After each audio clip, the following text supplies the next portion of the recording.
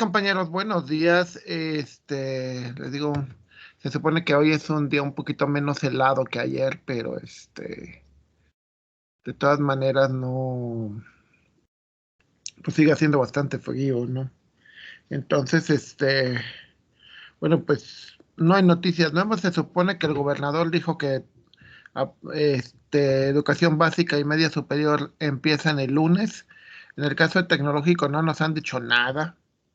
Así que, bueno, por lo menos hasta los momentos que doy esta clase, este, quiero suponer que nos van a dar mínimo una semana para prepararnos, digo, sobre todo porque, aunque los protocolos ya están un poco más, distanciados, pues lamentablemente también son las temperaturas más bajas, ¿no? Entonces, pues bueno, también entiendo, ¿no? De que pues hay que regresar, y tarde o temprano hay que regresar, pero bueno. Eso ya sería cuestión de pues de nuestras autoridades y pues hay que acatarlo, ¿no? Pero bueno, yo creo que hay opiniones encontradas, hay razones para quedarnos en presencial, hay razones para quedarnos en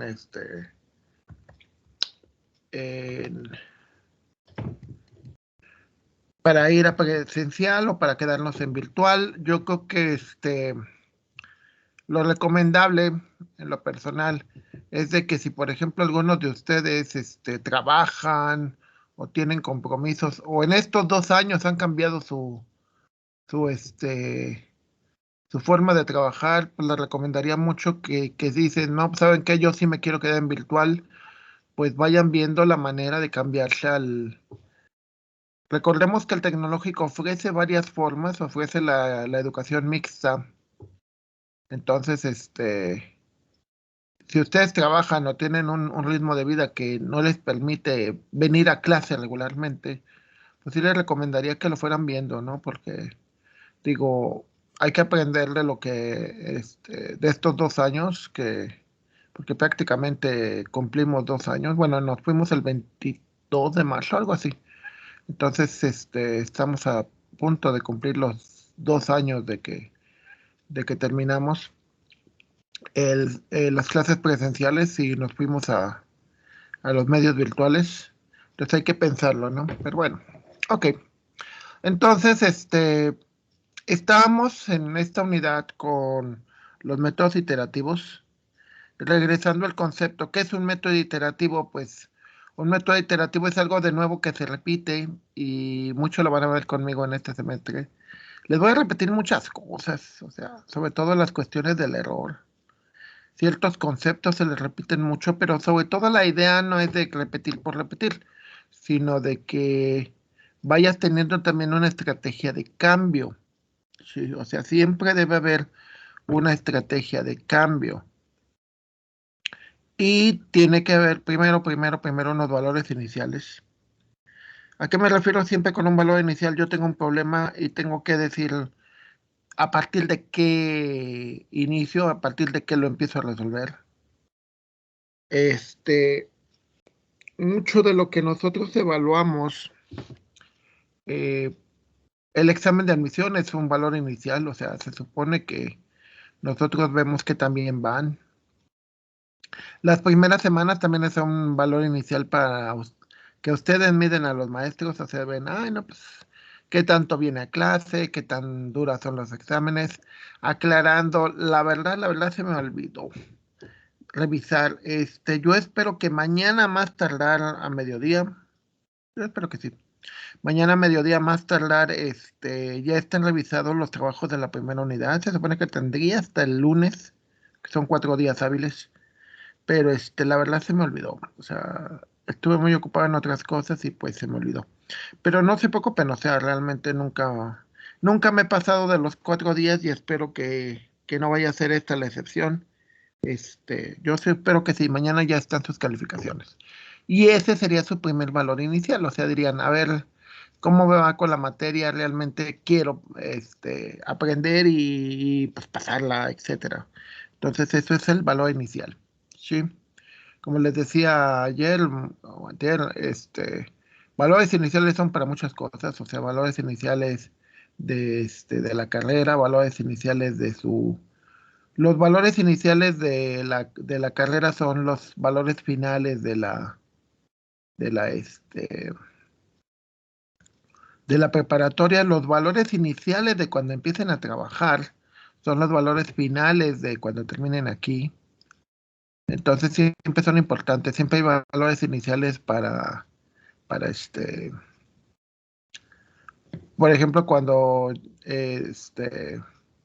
van a vivir a otro lugar, ¿no? O sea, por ejemplo, en mi caso yo viví 13 años en Cuernavaca, entonces al principio tuve valores iniciales un poco complicados, pero después lo fui manejando.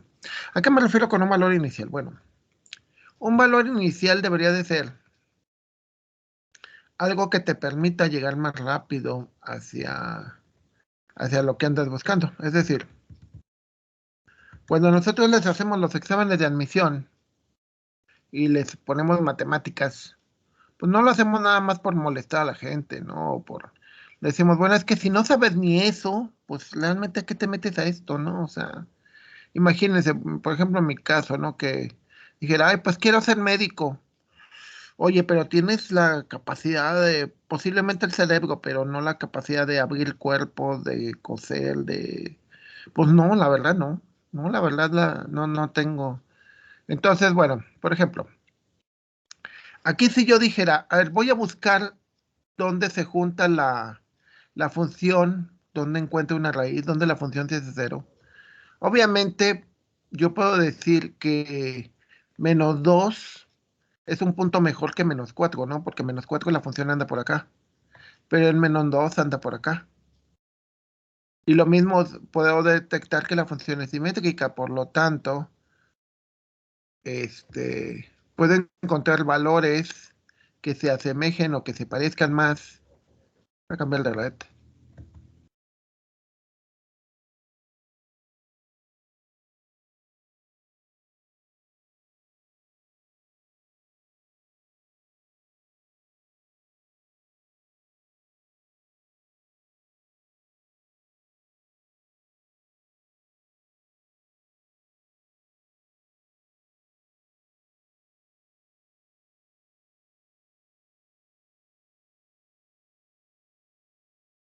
Ya, perdón, una disculpa, pero empezó a haber problemas con la red, que también es un valor inicial. Ese sí es un problema de las clases virtuales, ¿no? De que sin no tienes luz, no tienes internet, no tienes pues son tus valores iniciales, ¿no? Aclarando que en las clases presenciales es lo mismo. Si no tienes transporte, si no estás bien de salud, pues de todas maneras tampoco das clases presenciales, ¿no? Entonces, bueno, esta es una manera, la manera gráfica, que digas, a ver, gráficamente la función, ya ven que hay muchos paquetes que nos permiten graficar funciones, entonces a partir de eso dices, a ver, ¿cuál se asemeja más o cuál se acerca más hacia el valor de cero, ¿no? Entonces podemos ver que el -2 o el 2 están más cerca, o el cero incluso, de posibles que tocan el eje es este de aquí, ¿no? Ahora, otra manera es, esta gráfica se hizo a partir de calcular los valores de la función. La función es esta que vemos acá arriba, voy a hacerla un poquito más grande. La función es 6 por la variable, a 4, elevada a la sexta menos 3 por la variable elevada a la 4 menos 200. Sí, eso es la función. Entonces esa función pues, se copia a toda la parte en verde y, y arriba se ve dónde empiezas a ver la función, de qué parte a qué parte. Recuerden que la función, y eso lo deberían de estar viendo en cálculo, la función se puede ver en diferentes partes, entonces, o sea, verla en diferentes valores. O sea, por ejemplo, aquí te digo, empieza a verla desde el -5 y tiene un incremento de 0.25. El incremento de 0.25 lo que te va a servir es para que cambien los valores de la variable independiente, la variable A que tienes acá. Entonces eso te va a servir para que tú puedas graficar la función. Si nosotros vemos los valores, hay un punto súper importante que veíamos precisamente en el teorema de Bolzano y en el punto medio, que es la función cambia de signo. ¿Sí?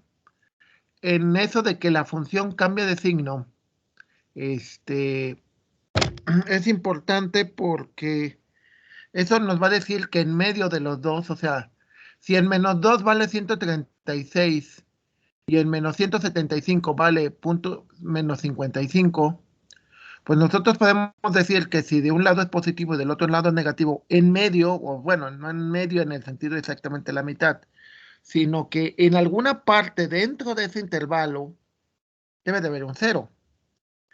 Aparte porque vemos que la función gráficamente es continua, ¿sí? Entonces es interesante porque decimos, por aquí hay una raíz. Entonces podemos ver, aquí en esta parte ustedes le van a tener que poner estos valores. Los valores de x, que es -2 y -1.75. ¿Sí? Eso se lo tienen que dar ustedes. Ustedes le tienen que dar sus valores iniciales. Cada quien define sus valores iniciales como quiere. Por ejemplo, les decía, en el 1991, cuando en el TEC de Monterrey decían, si no tienes 9 de promedio, ni siquiera dejes tus papeles, ¿no? O sea, y hay muchas universidades en Estados Unidos, sobre todo las mejores, que también hacen lo mismo, ¿eh? O sea, te dicen, si no tienes un valor de tanto en entre los exámenes GRE y TOEFL, ni siquiera, o sea, ni te emociones, o sea, ni siquiera te tomamos en cuenta, ¿no? Entonces, eso es importante, porque aquí decimos cuáles son los valores que escogemos, aquellos donde la función, es decir, lo que está en verde, cambia de signo. ¿Sí? Claro que si seguimos analizando, vemos que la función es negativa y luego después vuelve a ser, es negativa, negativa, negativa, negativa, y aquí obviamente vuelve a cambiar. ¿Por qué? Porque obviamente es una matriz, es una función simétrica. Es decir, lo mismo que ocurre del lado izquierdo ocurre del lado derecho. Entonces aquí vemos que también puede ser tan válido este valor 1.75 y 1.5 como los negativos, es lo mismo. Claro que si volvemos a seguir analizando, nos damos cuenta que la función se vuelve a ser positiva, positiva, positiva y ya no vuelve a bajar. Claro que si lo analizáramos más adelante, es decir, nos fuéramos hacia el 10, el 15, el 100, posiblemente la función volviera a bajar, ¿no? Pero habría que analizarla. Entonces, lo interesante en esto es que digas, bueno, ¿cuáles son mis valores iniciales? Algún día, esperamos, cuando ustedes estén trabajando, también les va a preguntar la gente de recursos humanos, oye, vamos a contratar un programador. Imaginemos que ya algunos de ustedes sean el jefe, ya sean o vamos a contratar, porque no nada más necesariamente puede ser el programador, puede ser un técnico, puede ser gente que les ayude, o sea, en el caso de la gente de mecatrónica.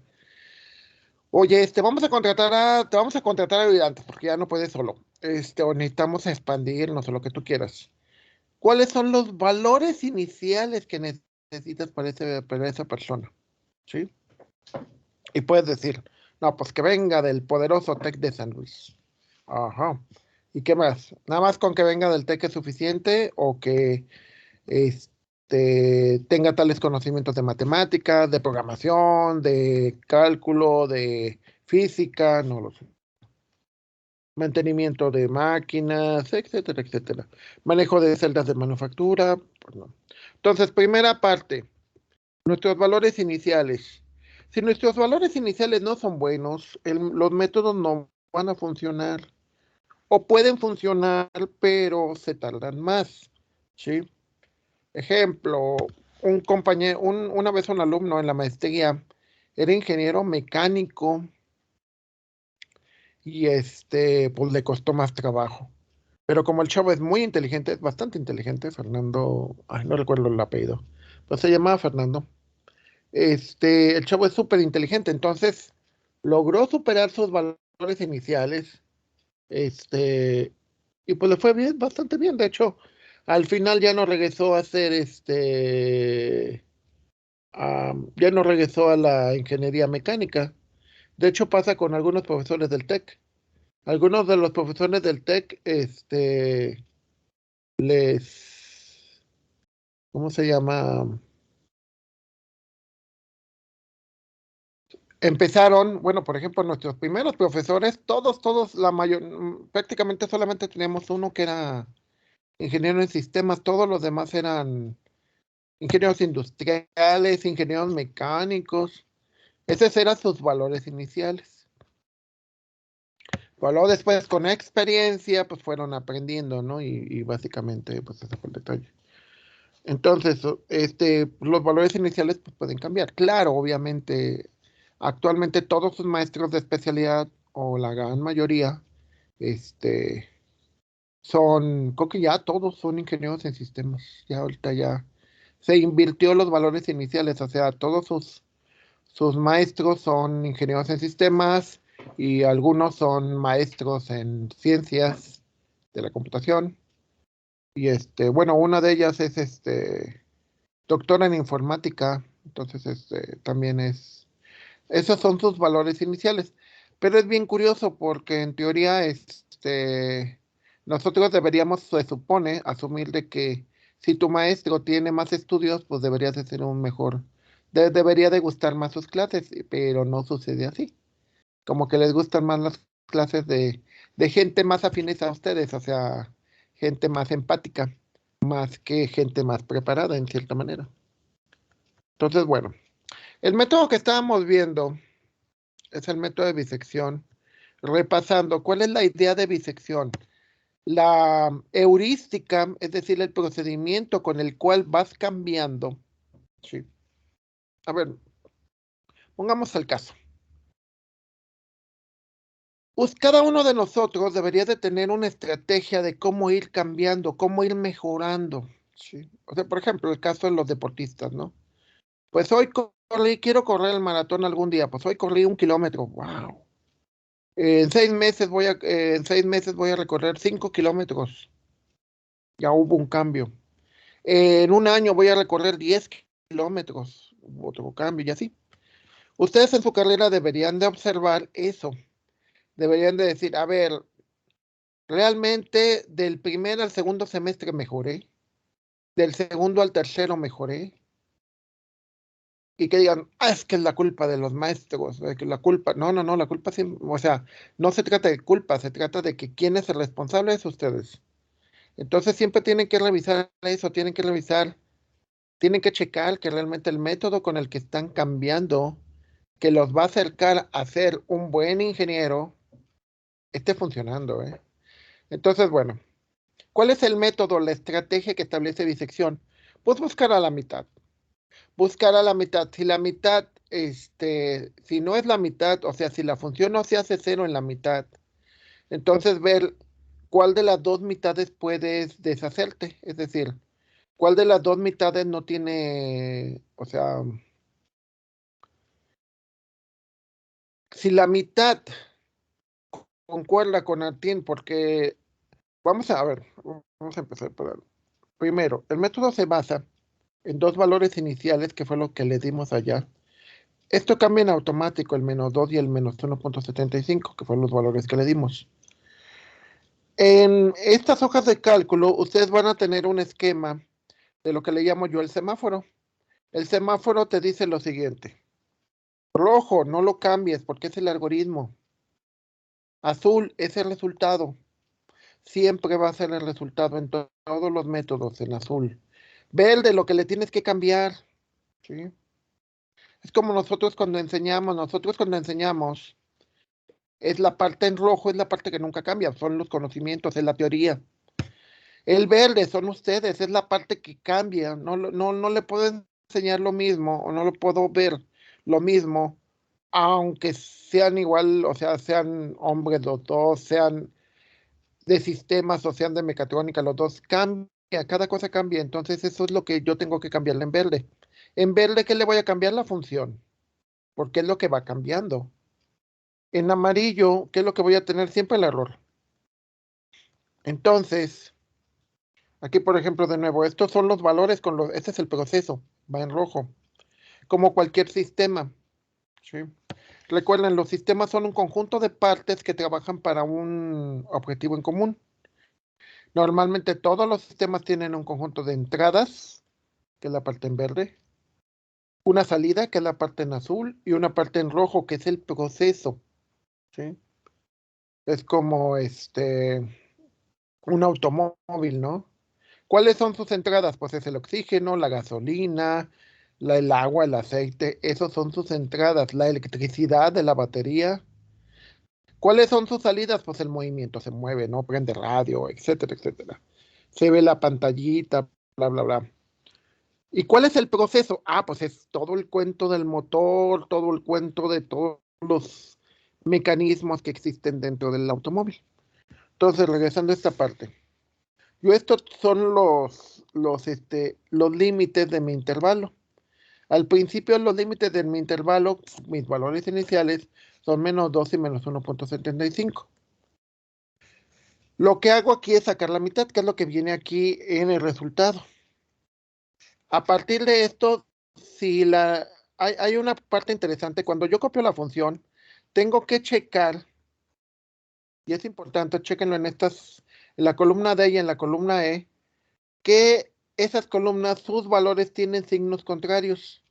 Es decir, si este es positivo, el otro tiene que ser negativo. Si este es negativo, el otro tiene que ser positivo. Eso es súper, súper importante, ¿sí? Porque lo que nos quiere decir es que voy a buscar en dos lados de la recta numérica, porque lo que estoy buscando es precisamente un cero.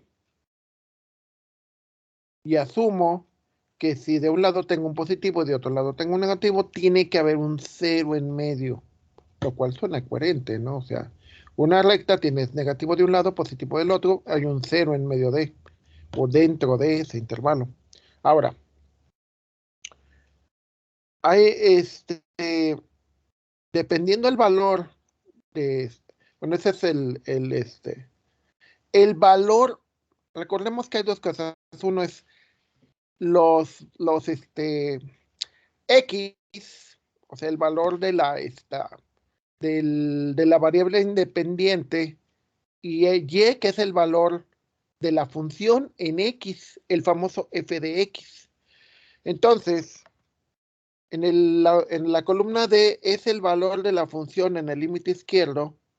En la columna Y, en la columna E, perdón, es el valor de la función en el límite derecho. Y en la columna F es el valor de la función en la mitad. Es decir, el valor de la función en esta parte en azul. Podemos ver que cuando el valor de la función en la mitad es positivo, el, el valor que vamos cambiando aquí, si se fijan, entre este y este, como este es positivo, cambio el valor del lado izquierdo, porque el lado izquierdo es positivo. Pudiera ser al revés, no importa. ¿A qué me refiero con esto? Lo que me refiero con esto es que voy haciendo el intervalo más chiquito. ¿Cómo veo que el intervalo se hace más chiquito aquí en lo rojo? En lo rojo hay una instrucción en Excel que es precisamente la que te dice, de acuerdo al signo, si vas a cambiar un valor o no lo vas a cambiar. Te dice que si es del mismo signo, entonces cambias el valor del límite por el valor de la mitad. Si no es del mismo signo, entonces lo dejas igual, porque significa de qué lado tienes que ir acortando o haciendo más estrecho el, el intervalo, ¿sale? O sea, es como, por ejemplo, imaginemos que yo tengo una tienda que abro de las 6 de la mañana hasta las 10 de la noche. Pero me doy cuenta que prácticamente nadie llega de las 6 de la mañana a las 9 de la mañana. Entonces, en lugar de abrir a las 6 de la mañana, abro hasta las 9 de la mañana. Aquí sucede y lo mismo. Nadie llega entre las 8 y 10 de la noche y nadie llega. Nunca nadie ha llegado. Entonces hago el intervalo más pequeño. De esto se tratan los sí. Los sí por medio de multiplicar los valores de la función evaluada en esos puntos. Te va a decir si tienes que hacer el intervalo más pequeño por el lado positivo o más pequeño por el lado negativo. Entonces, de acuerdo al valor de la función, por ejemplo, en la segunda iteración, es como lo que nos pasa a nosotros. O sea, tú dices, a ver, pues si le dedico, imaginemos a la semana, tengo, no sé, 5 clases al día y tengo 4 días de 5 clases y dos clases el viernes. Tengo 22 clases a la semana. Pues si le dedico otras 8 fuera de clase, pues paso perfectamente. Pues resulta que no. Resulta que no pasas. Entonces, ¿qué hago? Pues tengo que cambiar. Quiere decir que ahora en lugar de las 8 horas que le dedico, pues ya pues le dedico unas 12, 14 horas, ¿no? Pues ya dejaré de ver a la novia menos, dejaré de ver menos series de Netflix, dejaré de ver menos partidos de fútbol o menos miches con los amigos, ¿sí? Entonces tengo que ir cambiando, cambiando, cambiando. Entonces, de nuevo, aquí en la segunda iteración, el valor de la mitad del intervalo te da, la función evaluada a la mitad te da negativo. Entonces, eso significa que el valor que tengo que cambiar el límite del lado derecho, porque me dice que de la mitad hacia el lado derecho todos son del mismo signo.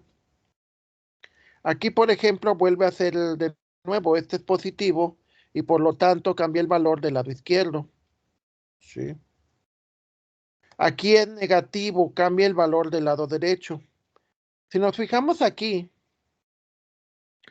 de la sexta iteración en adelante, los valores, bueno, no, estos los valores en la 6, 7, 8, 9, si lo vemos en el intervalo, el lado izquierdo permanece igual, pero el lado derecho va cambiando. ¿Sí? Va cambiando de acuerdo al signo. Si el signo concuerda con la mitad, entonces esa mitad se elimina y se hace el intervalo más pequeño, cada vez a la mitad, a la mitad, a la mitad. Ahora, la condición de error, lo que nos dice cuándo nos vamos a detener. Aquí en este caso yo la programé multiplicando los valores de la función en los límites y evaluado en la media, que es una forma, ¿no? Que es una manera que se puede ver. Pero lo importante aquí, y yo creo que esto es algo que hay que analizar, que es el concepto de el error. Cuando empezamos, aquí se pueden dar cuenta que el error pues está bastante grande, ¿no? 179.335, ese es el error. Pero a partir de la segunda empieza a bajar a 25, a 480, 193, el signo no importa. Recuerden que el error es la diferencia con respecto a lo que esperas. Entonces, al final de cuentas, si gano 5,000 pesos más o si gano 5,000 pesos menos, pues es un error. Recuerden que aquí no es una connotación ética o una connotación de conveniencia, ¿no? De que nos digan, ay, pues es que qué padre. Entonces, el error simplemente es una diferencia entre lo que tú esperas y y lo que tú obtienes. Simplemente eso es un error. Entonces,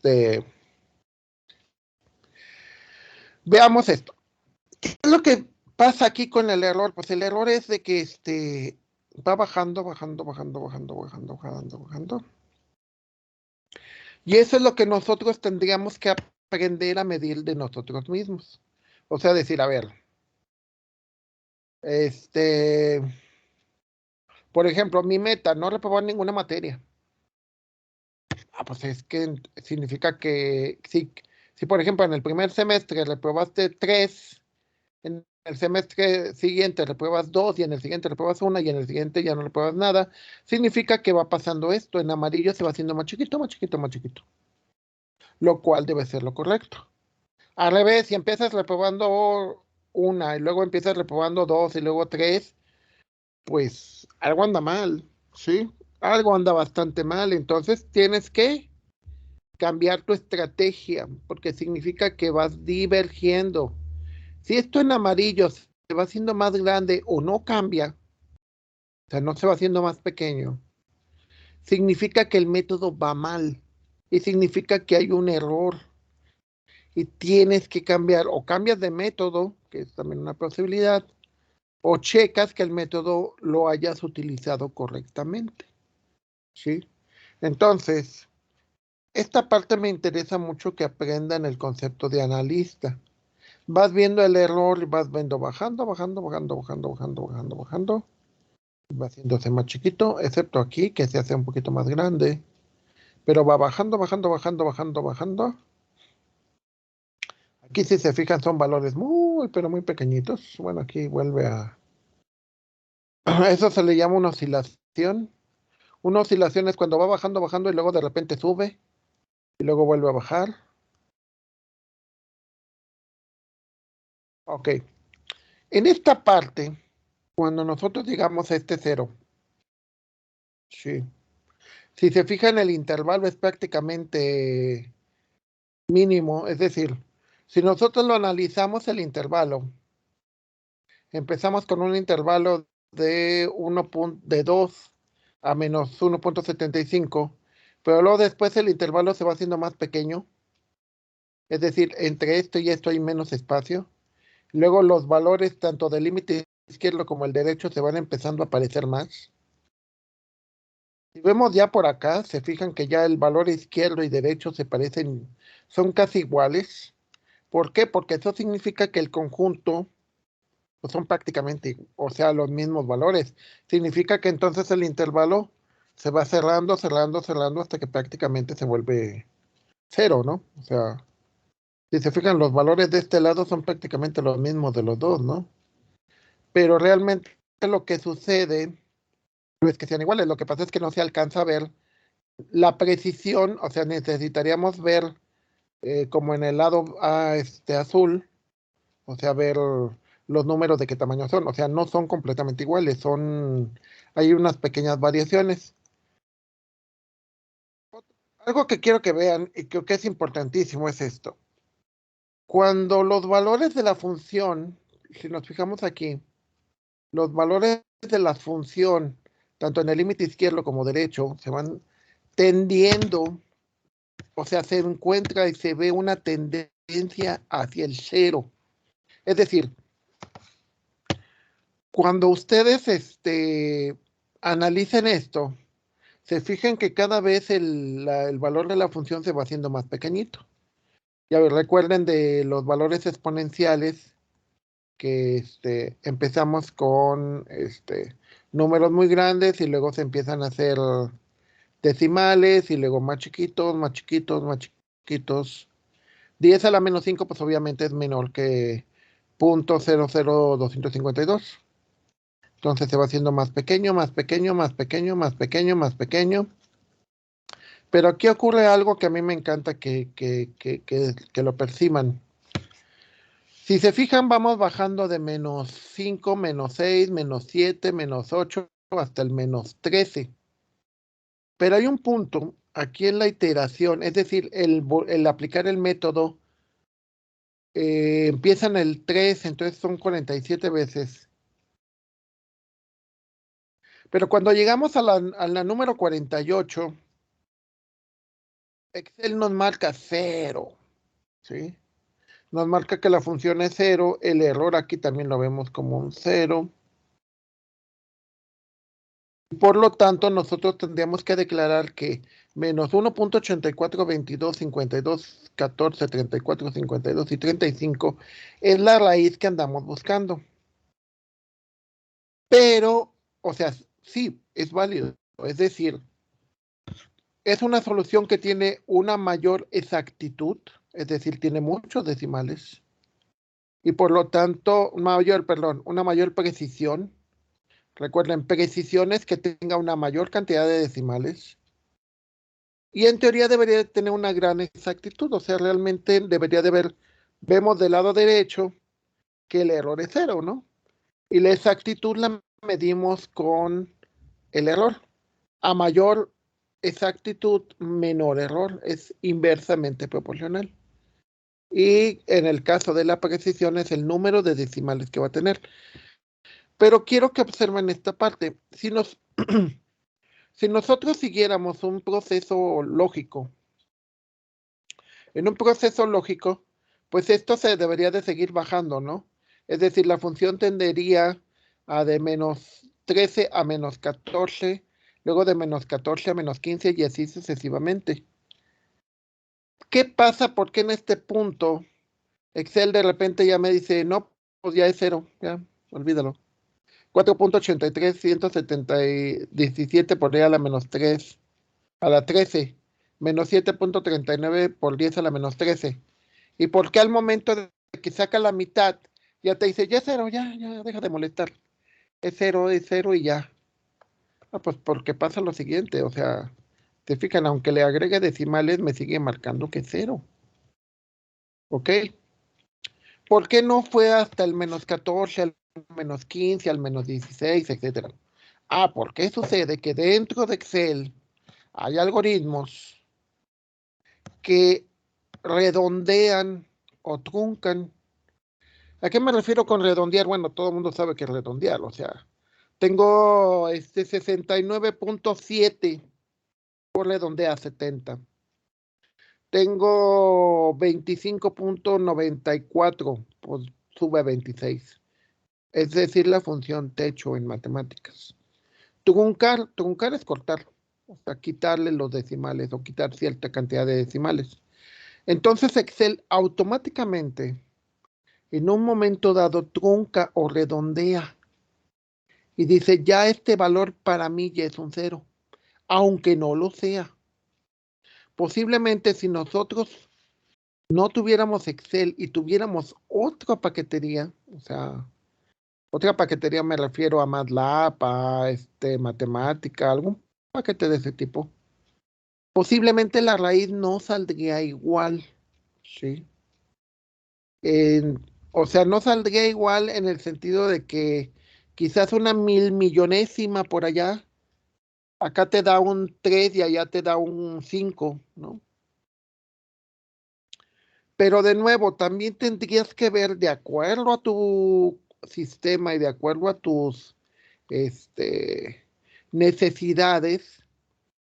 En muchos casos te van a decir, en muchos problemas te van a poner, cuando el error ya sea menor a una centésima, por ejemplo, cuando el error sea menor a una centésima, ya, déjalo, ya no sigas buscando una mejor solución. Ya con esa me quedo.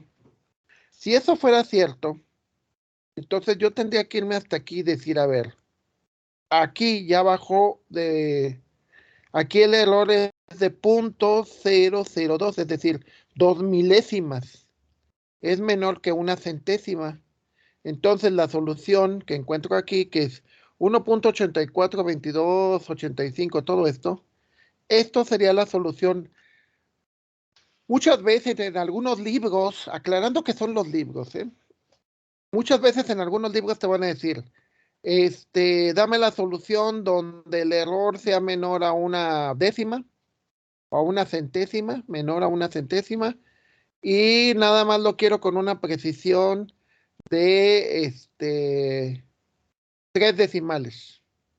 Por ejemplo, en este caso la solución sería 1.84.842. Eso sería la solución. Todo lo demás se redondea o se trunca dependiendo del criterio que tú quieras tomar. Alguien diría, oye, pero la solución verdadera es esta de acá. Si nos fijamos, el valor truncado es igual, ¿eh? Aunque llegues a una solución más exacta, pues la solución truncada te da exactamente lo mismo. Que eso también es una cuestión de criterio, ¿sí?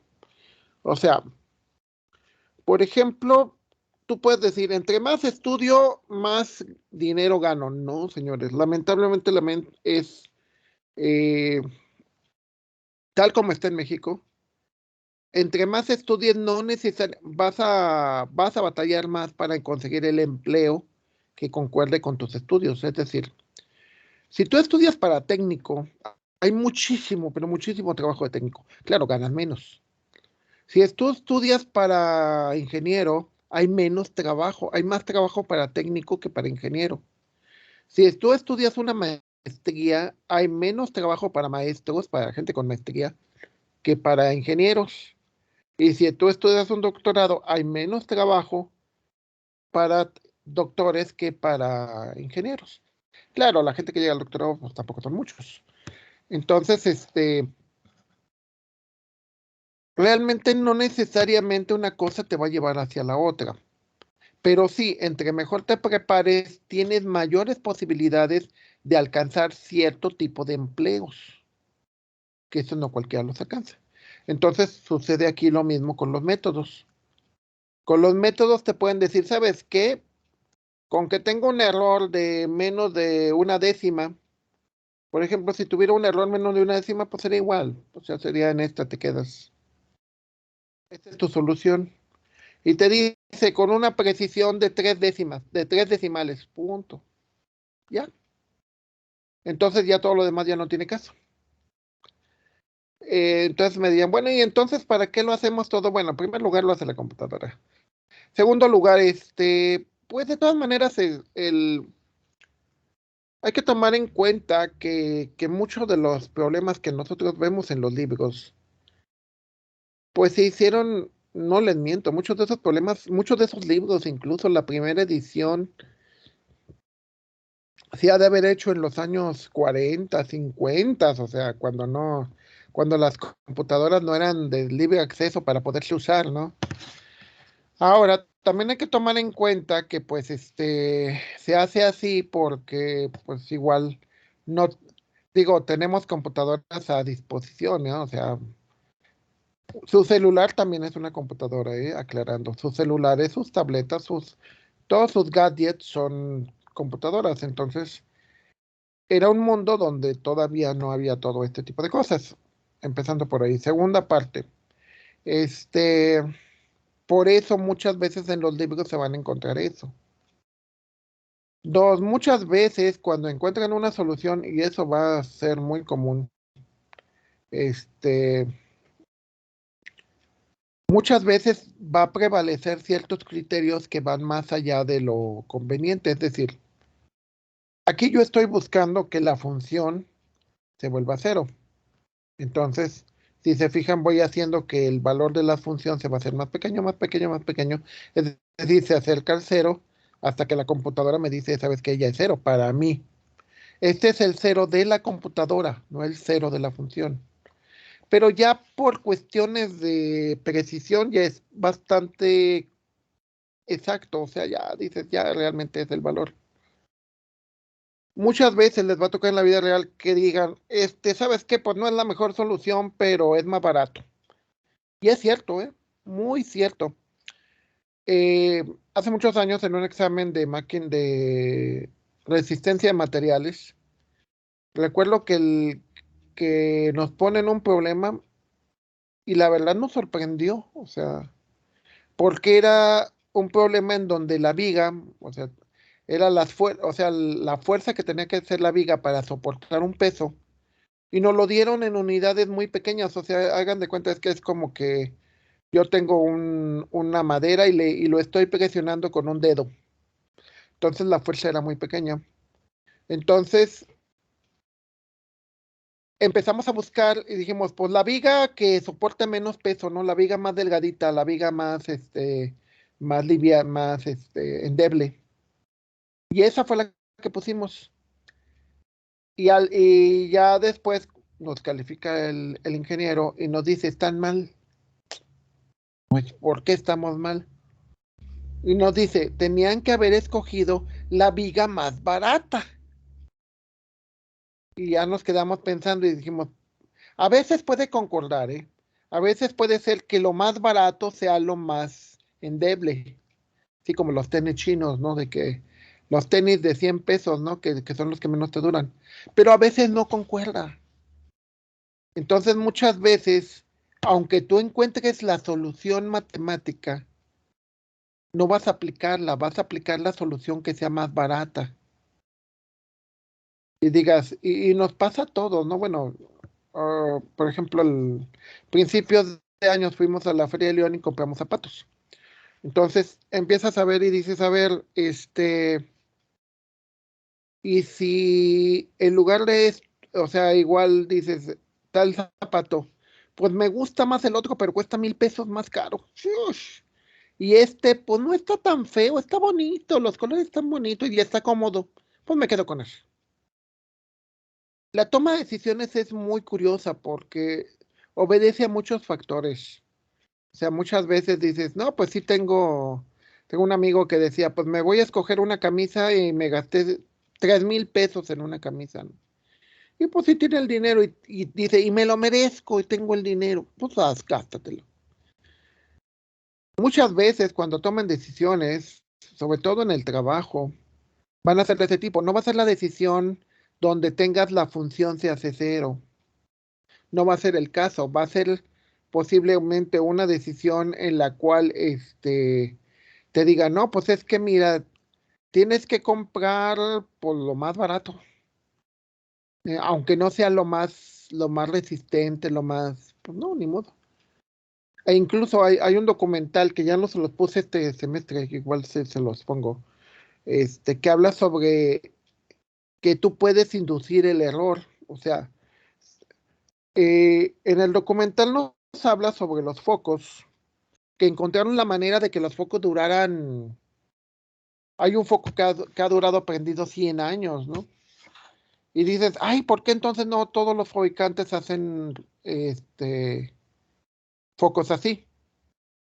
Por ejemplo, ¿no? Que dices, encontré un foco que tiene un error de cero. Entonces, ¿por qué los focos no son así?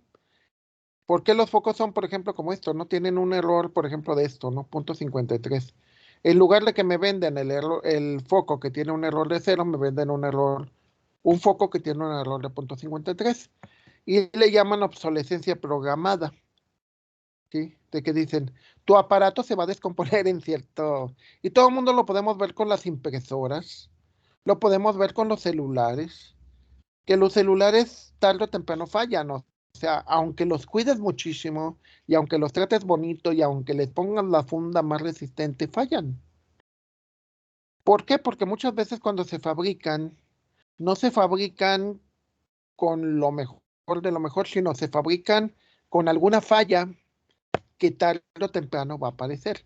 Eso se le llama obsolescencia programada y se hace por motivos económicos. ¿Por qué? Porque diría la gente, si no, entonces ya no nos van a comprar. Entonces, tarde o temprano tus zapatos se van a dañar, tarde o temprano las llantas bueno, eso es lógico por el desgaste. Pero, por ejemplo, te les digo, ustedes lo pueden ver con las impresoras, ¿no? Las impresoras después de cierto tiempo fallan, todas fallan. Los celulares también empiezan a sobrecargarse, a calentarse la batería, etcétera. Muchas veces es natural, porque sí es cierto, no hay manera de hacerlo de otra forma. Pero muchas veces